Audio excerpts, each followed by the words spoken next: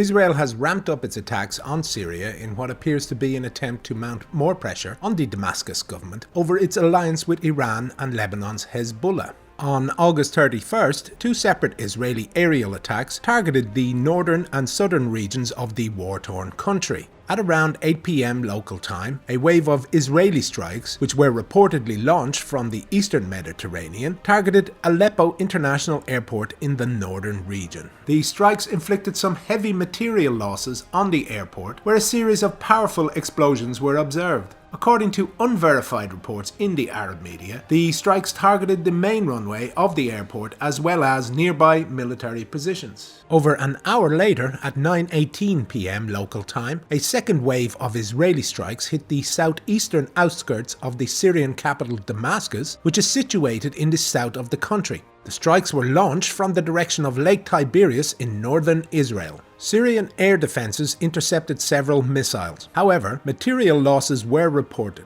Some reports in the Arab media said that the strikes targeted one of the two main runways of Damascus International Airport. This is yet to be confirmed. Israel launched its strikes on Aleppo and Damascus just a few hours after a US-sanctioned Iranian cargo plane, EPGOX Yas Air Cargo, landed in Aleppo International Airport. Some military observers have speculated that the plane was carrying a weapons shipment meant for Hezbollah in Lebanon. The recent surge in Israeli attacks on Syria has provoked Damascus and its allies like never before. A recent report by the New York Times said that the alliance, known as the Axis of Resistance, have agreed to respond to Israel's repeated attacks by striking US bases in Syria, mainly the Al-Tanf garrison in the southeastern region. Iranian-backed forces in Syria and Iraq have already responded to the August 14th Israeli attack on Tartus and Damascus by targeting the US Al-Tanf garrison with a number of suicide drones on the very next day. However, the drone attack led to a confrontation with the US-led coalition, who responded less than 10 days later by striking positions of Iranian-backed forces in Deir ez-Zor in the northeastern region.